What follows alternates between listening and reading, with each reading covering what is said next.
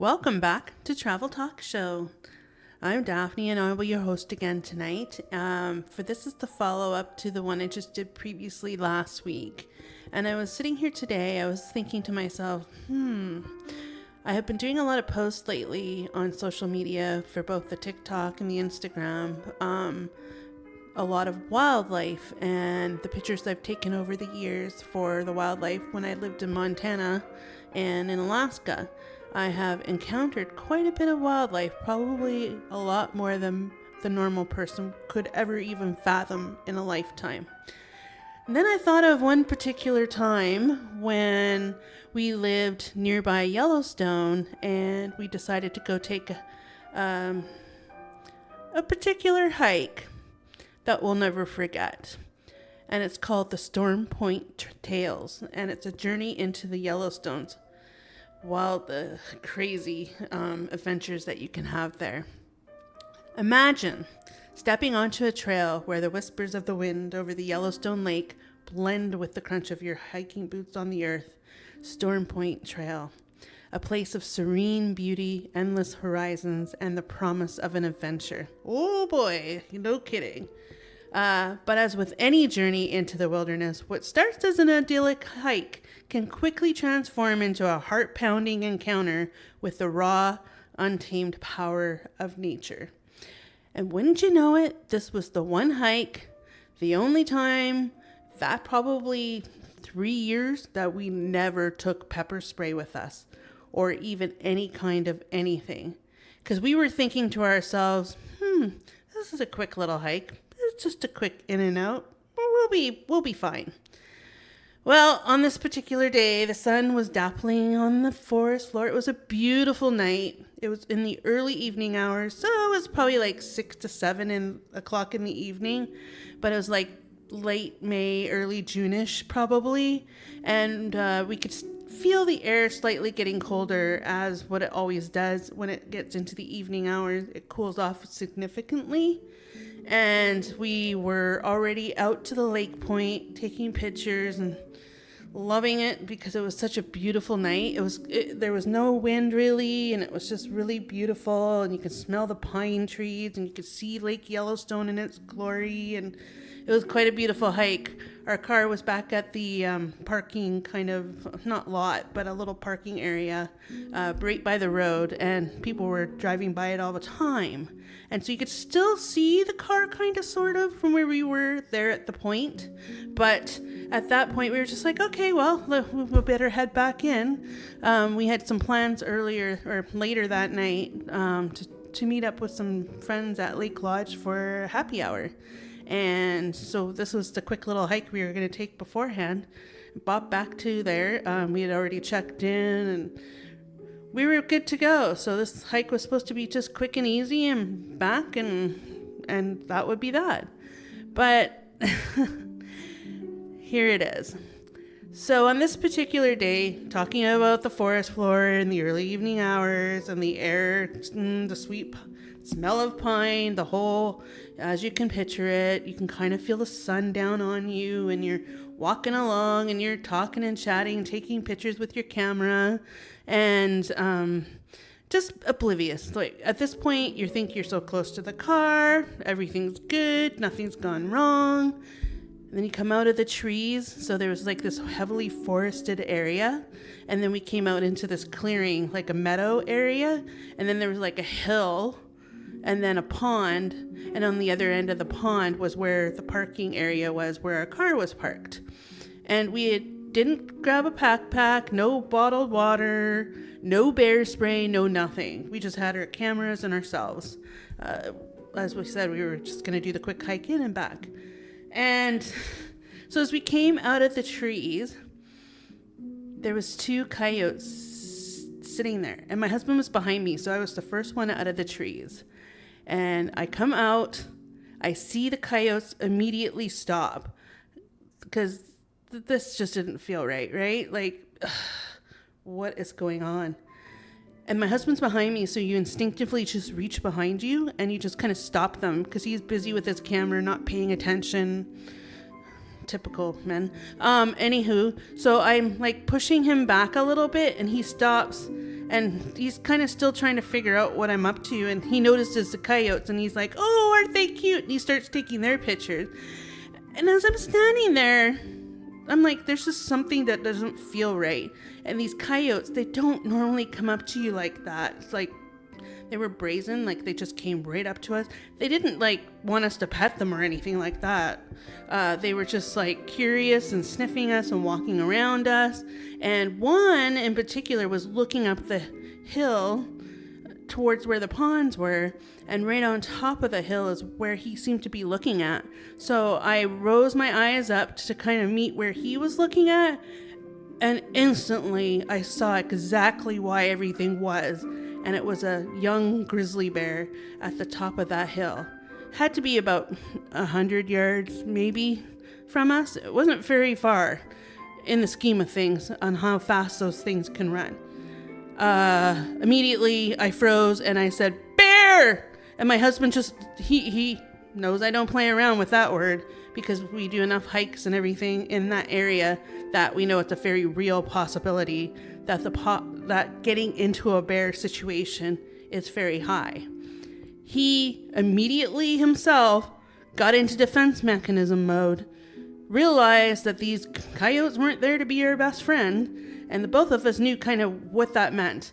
Perhaps they were following their little friend because we were the main dinner and they were going to get the scraps.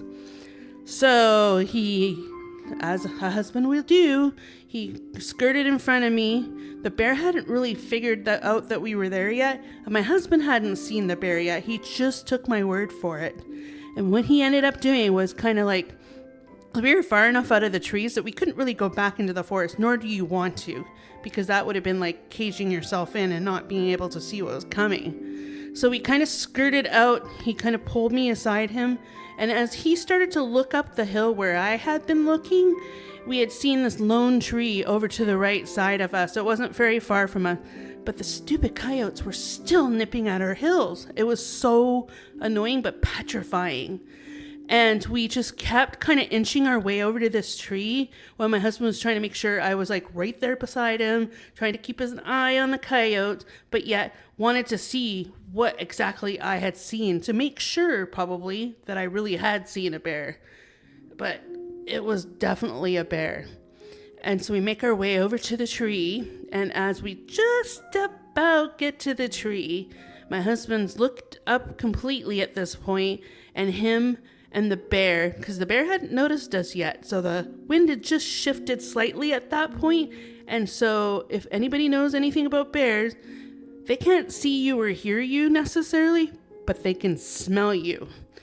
And he's caught our scent and locked eyes with my husband almost immediately at the same time. It was, and he himself was like, okay, we're going to be okay. We're going to just make ourselves look really big. My husband's a wildlife biologist, so it's not like he doesn't know what to do. And he's worked with bears before at a grizzly discovery center in West Yellowstone years before. So that's why I always felt comfortable hiking with him, because I always figured he knew what he was doing.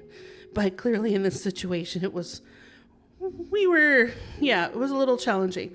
So yeah, he was like, okay, let's make ourselves look big. And the bear had now at this point, which he had been broadside, like facing the side towards us, he moves and faces us head on. And it was anything at that point could happen. And at this point, I was so paralyzed with fear that I couldn't even look up again to see the bear. I was just ready to take whatever was coming because I knew I wasn't going to be able to outrun this thing. And I knew we had these coyotes sitting there. I was kind of done. Like, I didn't know what to... it's like those dreams or nightmares that you have where you're frozen. Like, you just can't even think to what to do at this point. Well, thankfully, hubby was thinking. And he was like, okay, spread out your arms. And I just did exactly everything he said to do.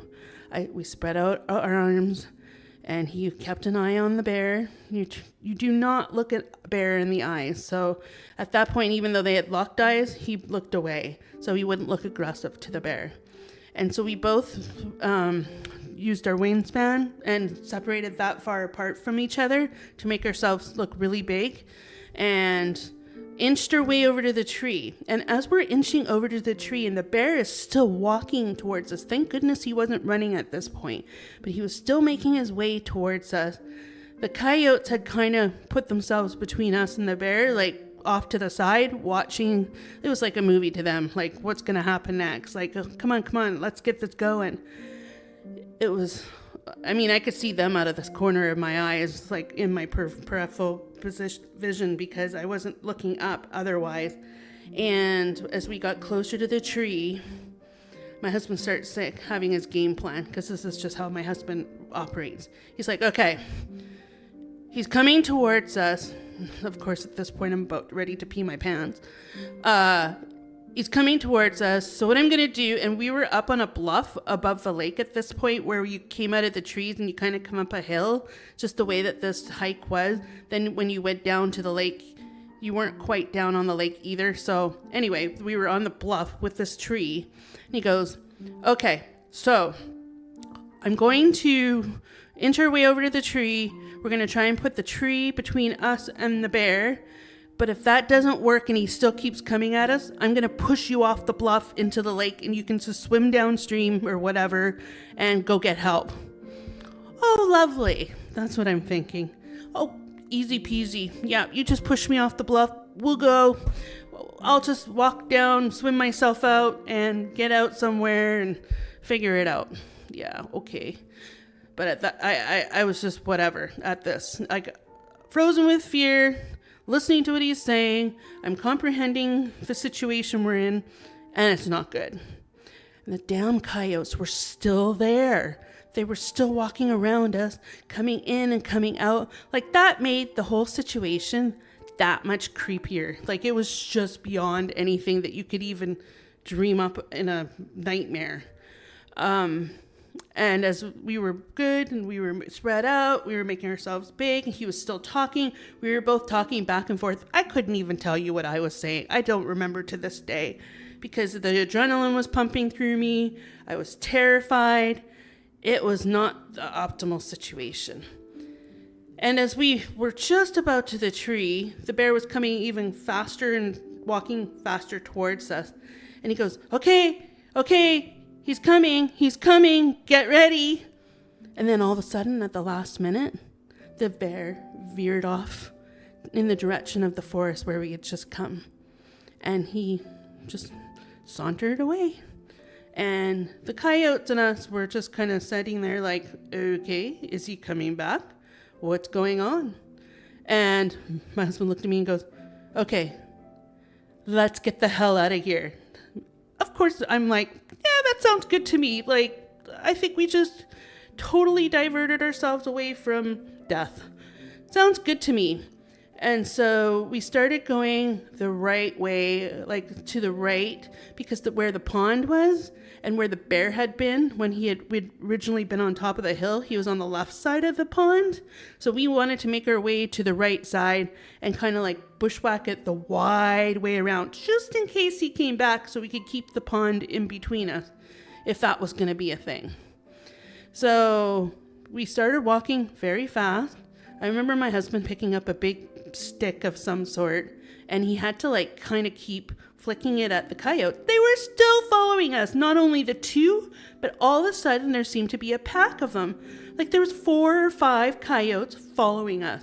So if it wasn't bad enough that we just actually got out of the bear situation, maybe because we were terrified he'd change his mind and come around again, we were making our way around with coyotes, and they were at this point nipping at our heels. I don't know if it's because they were disappointed and they decided to take matters in their own hand. I have no idea to this day. But he picked up the stick and he was like shuffling them off as we were making our way. And I'm trying to walk or run or whatever you want to call it at this point. But again, the adrenaline is just going through your body. You're still terrified. You're not out of the situation yet. And I was like in this weird, like stiff fast walk thing, I'm sure it looked hilarious. But looking back at it now, I mean, myself now would probably crack up with the way I probably looked like I was on a stick as I was running. But we had the coyotes on our heels, and he's trying to fend them off with the stick. So, and then we're still wondering where the bear is. So I had to keep looking back because he was busy with the coyotes, and I wanted to ensure and make sure that that bear wasn't coming back our way. So we got around the widest part of the pond. I started to feel much better. And it felt like at that point, the coyotes started stepping away from us. And as we got, because we were getting closer to the road now where the cars were. I don't know where the other people were that night, but there was 2 people. That's right. I forgot about that. So as we got to the midpoint on the other side of the pond, I think a couple was coming onto the trail, and we started waving at them. And that's when I think the coyotes disappeared. And we were like, "Don't go on the trail, bear, bear, bear." And we finally got back to the car. I think we chatted with them. To this day, I don't even really remember. Because you have to remember when you get into an encounter like that. And I mean, we were very, very lucky because we got away. I still don't understand how that happened, but it was a younger grizzly bear. So maybe he didn't quite know what we were, or didn't quite know what to do in the situation. And maybe coyotes screwed up his, who knows. But I just remember being back at the car, being so relieved but mad at ourselves that we didn't have the pepper spray with us. We've had it on every other hike that we've ever done in the park together.